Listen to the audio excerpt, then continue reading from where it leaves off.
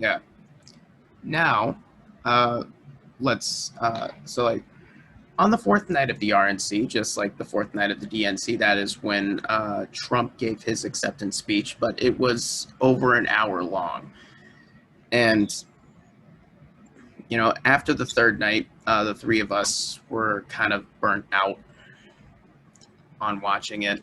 I mean, it wasn't really as funny as we were hoping it would be. No, sadly. Yeah, sadly, but it had its moments. But, it wasn't as entertaining as we had hoped. So, the last night we were just kind of we tuned into Zoom for a watch party. We were mostly just watching funny videos and comedy and stuff together. And then we were going to tune in at Donald Trump's speech. And we tuned in right when his speech was already maybe 10, 15 minutes in.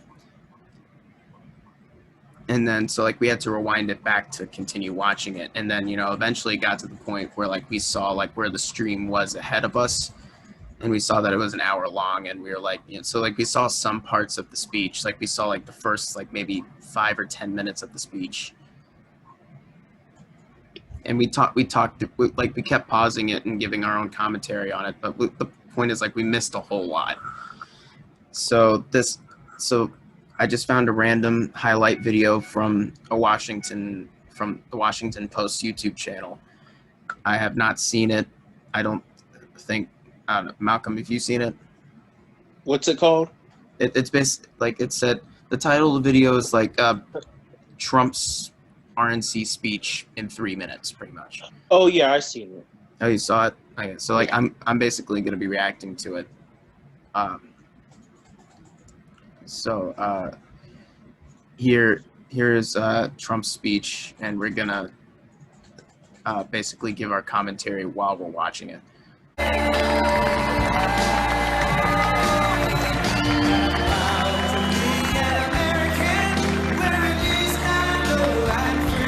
Okay, so yeah, that's what we were speculating. Yeah. So yeah, we were watching a stream in which the song it was muted for copyright audio, and we were trying to think of what's exits entrance song that Trump was playing, and my guess was "God Bless the USA." Yeah, that's what a lot of Republicans like to tout. Yeah, that's a very popular song among conservative circles, and I think even Lee Greenwood sang it at the inauguration. I think maybe I'll have to look back at that. I know the song was at the inauguration. But anyway, let's go into the speech highlights. I kept my promise. Recent months, our nation and the world has been hit by the once-in-a-century pandemic that China allowed to spread around the globe. They could have stopped it, but they allowed it to come out in a new... There's parties in Wuhan right now. So it's exactly. They handled it better than we did. term as president. We will again build the greatest economy in history, quickly returning full employment, soaring incomes, and record prosperity. All right, pause that. Trump did not cause the great economy we have now. He inherited. And we did not have record employment for every American in this country like he likes to tout. Yeah, the thing that they like to tout all the time is, we have lowest, African American unemployment, lowest Latin American unemployment. It's but when they're talking about that, they're really talking about the average. And I've said this before, if you want to know how useless average is in instances like this, Jeff Bezos and I have an average of $50 billion net worth. So, the average is just it's just out of all people, that's the common number. And the thing is with that, there's even economists that researched it. April last year, Black unemployment was 90% higher. Yeah. And also, keep in mind, it is black and brown communities who are, going to face the brunt of, facing the brunt of the economic crisis Yeah, that COVID has disproportionately. caused. And then there was an event where Jerome Powell spoke at community leaders in Houston, and one of his quotes I remember is like, "The last people hired are the first fired." In that case, the many black, brown employees that were the last to benefit from the recession are going to be the ones to be disproportionately affected by it. Yeah. So, pretty much covers that. So I mean, if the own Fed is saying that inequality exists, you should probably pay attention. Yeah. Let's go on with the video. My fellow Americans, tonight, with a heart full of gratitude and boundless optimism, I profoundly accept this nomination for President of the United States. Surprise, surprise. Joe Biden may claim he is an ally of the light, but when it comes to his agenda, Biden wants to keep us completely in the dark. For 47 years, Joe Biden took the donations of blue-collar workers, gave them hugs and even kisses.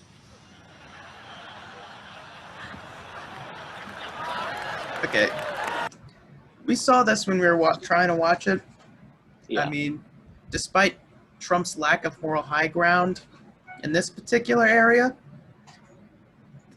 that joke was kind of funny. Yeah, it was funny, and it is, yeah, sort of true. But the thing is, with Trump, he made the same promises. I'm going to bring your factory job back. I'm going to bring you back to the coal mines. And if you ask the people in West Virginia and the people that have been hit hard by losing factory jobs, if they have got their job back, and most of them would say no. Yeah, tell that to the now unemployed workers at that automotive factory that he visited and said, yeah, your jobs aren't going anywhere. Like, he literally told them that, and now they're all out of work. Yep. But yeah, that gets the substance of what he's saying. But as far as like the joke, I do think, like, as awful as he is, as awful as Trump is, I think people do tend to take him a little bit too seriously, even though when like sometimes he can be genuinely funny. Yeah, with some of the stuff he says. Oh yeah, a lot of like, when he's like, you all right? I heard like a little whimper or something like that. Was that you? No, I wasn't whimpering. That was my screen creaking. Okay. But I remember he tweeted like it was a Game of Thrones meme. And it was like, the wall is coming. I mean, that is kind of a funny joke, despite like how terrible the idea of a wall is, in my opinion. But like people like, it was met with just like pearl clutching. It's like, oh, how dare you? And and like the thing is, like, Trump is sort of like those kind of like right-wing white supremacist trolls you see online to like debate people at times. Like, he'll say something really bad to get your attention, then use your reaction to prove their point. Yeah. Like, he can make like a very sometimes like his jokes really aren't funny, and like going back to the idea of like this is kind of like what a right-wing internet troll does. They say like something bad, and then they back out of it, saying, "Oh, it's just a troll. I don't know why you guys are so triggered over it." But sometimes I think Trump can be genuinely funny. But anyway, let's go on. Yeah. Biden is weak. He takes his marching orders from liberal hypocrites who drive their cities into the ground while fleeing far from the scene of the wreckage. The goal of cancel culture is to make decent Americans live in fear of being fired, expelled.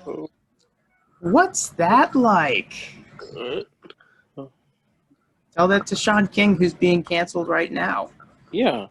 Or the administration or people in your administration that literally told the truth and have been fired. He's Yeah. the literally hallmark of cancel culture. His administration has practiced it since he got in office.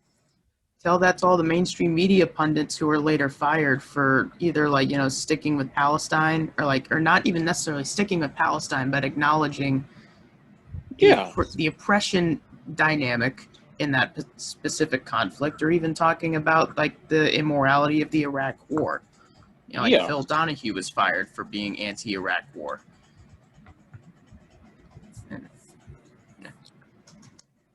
But the more so opinions he's talking about happen to be ones that happen to be discriminatory. Yeah. It's in this case, it's not so much cancel culture as it is just saying, okay, yeah, that's bullshit. You shouldn't say that. Because that, and then they try to say oh, I'm just being politically incorrect and they can't handle that. No, you're being incorrect. Yeah, you're being factually incorrect and you're being morally incorrect. You're just being a dick. Yeah. That. I really hate it when they try to say, oh, they can't handle the political incorrectness. It's no, you're just being a jerk. Yeah. And the thing is, they want to talk about free speech, but the thing is, when they get criticized, when I use my free speech to criticize them, all of a sudden they start complaining. Yeah. Free speech is a two-way street. Yeah. I mean, I don't think we're not going to show it, but yeah, there's this part of Eric Trump's speech in which he literally contradicted himself on that point within 20 seconds. At one moment he was talking about the immorality of flag burning, and then within the next sentence he was talking about oh, they want to censor you. It's just trying to censor someone else's speech, meanwhile just uphold yours. Yeah. All right, let's continue with the video.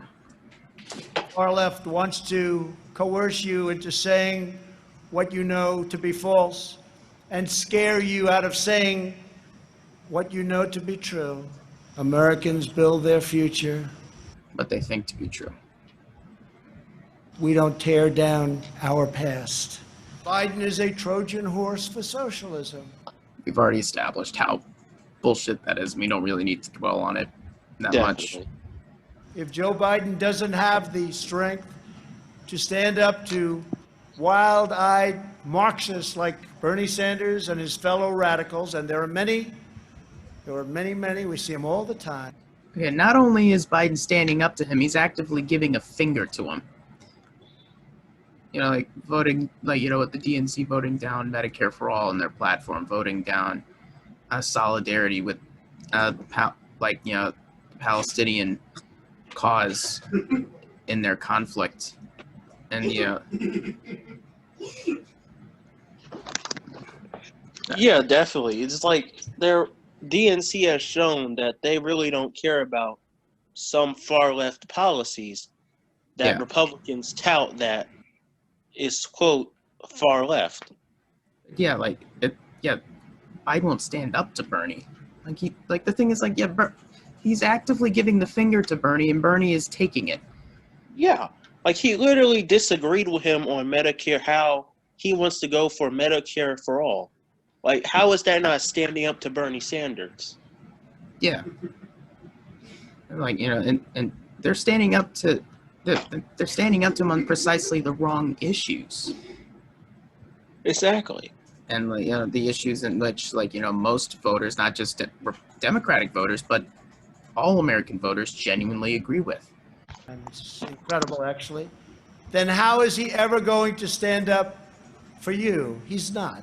The fact is, I'm here. What's the name of that building? Wow. But I'll say it differently. The fact is, we're here and they're not. And we will make America greater than ever before. I'm very, very proud to be the nominee of the Republican Party. I love you all. God bless you, and God bless America. Thank you very much.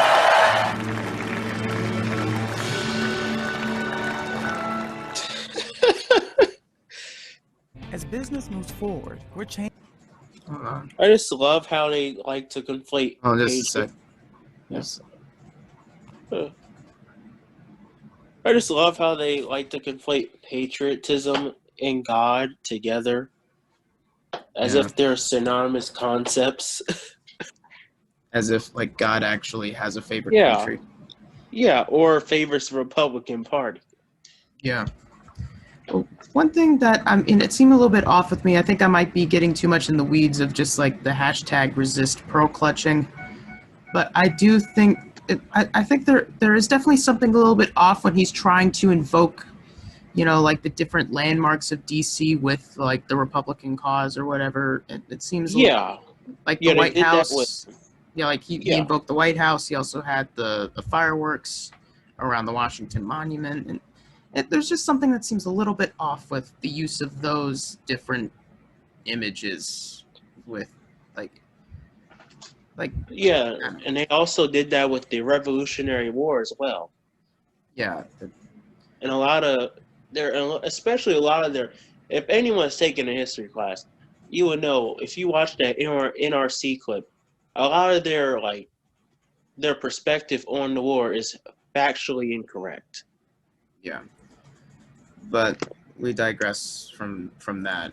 But yeah, overall, like that yeah, I'll take the Washington Post at its word at least this time. Saying that that this is pretty much like Trump's speech in 3 minutes, and the reason why I say that is because this is pretty much all Trump has been saying ever since Biden became the presumptive nominee once Bernie dropped out. Yeah, it's like there's not really any much to it other than that. Other than Trump is using fear-mongering tactics, like anti-left fear-mongering tactics, just making blatant falsehoods. Yeah. I mean, definitely. I mean, yeah. I mean, yes. Trump, I do not like Trump. I would not prefer Trump in election. But right now, even though I disagree with Biden or Kamala's position on many things and also their history, they are the best option right now for our country in order to be more progressive based off the RNC candidate right now, which is Donald Trump. Yeah, they're the best realistic option. I'm not. I mean, we do have like the Green Party candidate. I'm not going to vote Green Party because. I mean, that's just like, I understand why people would vote third party, but the closest we came to ever winning third party was the Populist Party back in like the 1800s, and there's been no really history of a third party candidate becoming president in the United States. Yeah. But yeah, I'm not gonna shit on people who do vote third party because I think that's your choice. That's your choice. And like that's a democracy, and it's not necessarily just because you're voting for a third party doesn't mean you're taking a vote away from another candidate. That's not how democracy works. Yeah, it's just your choice, and we all have a choice to vote for who we want, who we feel represents our agenda the best. Yeah. But yeah, and also on top of that, I think, and this really is shown through like the 2016 election, voter shaming is the exact wrong strategy. If you want to convince Green Party, if you want to convince Bernie primary voters to vote for Biden, don't try to serve them shit and call it a brownie. Be honest about Biden's record.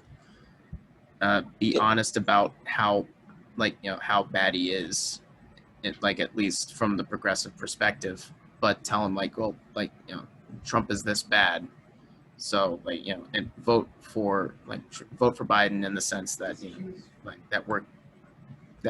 we're just getting rid of Trump, and then I agree with the notion that I would rather be stepping into the ring, the political ring with Joe Biden and battle it out with him, because I feel like Biden does have some sense of shame, unlike Trump. And so, and Yeah, definitely. And they like the voter shame, especially African Americans who choose not to vote.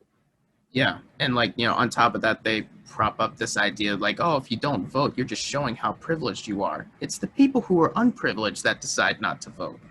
Like, that is just statistically wrong. Yeah, it's like, really, like, a lot of people who don't vote is because they don't feel like their voice is heard. It's not because they just want to sit at home. It's because that politicians like Democrats, Joe Biden, Republicans, do not actually care about the issues they care about. Yeah, it's not like there's some political purists. It's just like they have certain standards that, feel like that should be met, and they're very understandable standards.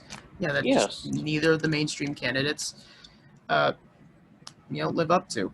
But what I will say for the Green Party is that the best they can hope for is 5% of the vote. Same thing with the Libertarian Party, because if they get 5% of the vote this time, that will launch them into the mainstream conversation next time around. I think 5% will allow like there to be like a Green Party spot at the debates,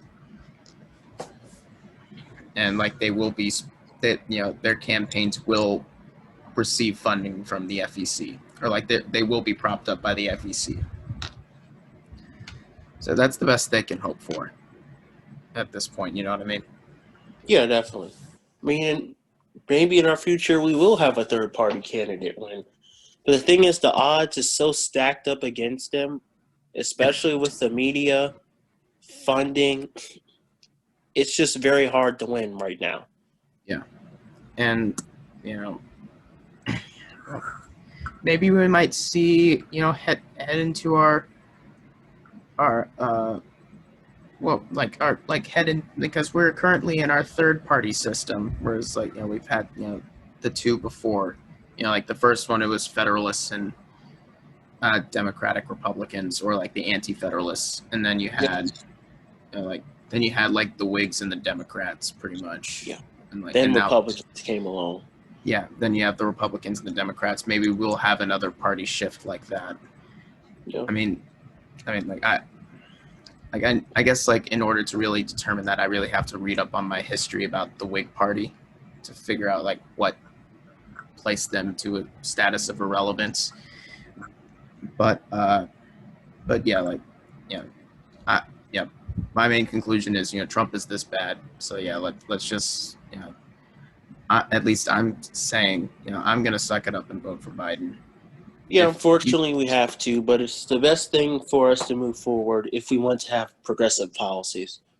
But if you are watching this, because like, we have gained quite a big follow, like thanks to the No Comrade under 1K hashtag, we have gained quite the left-wing following, which I'm perfectly happy about.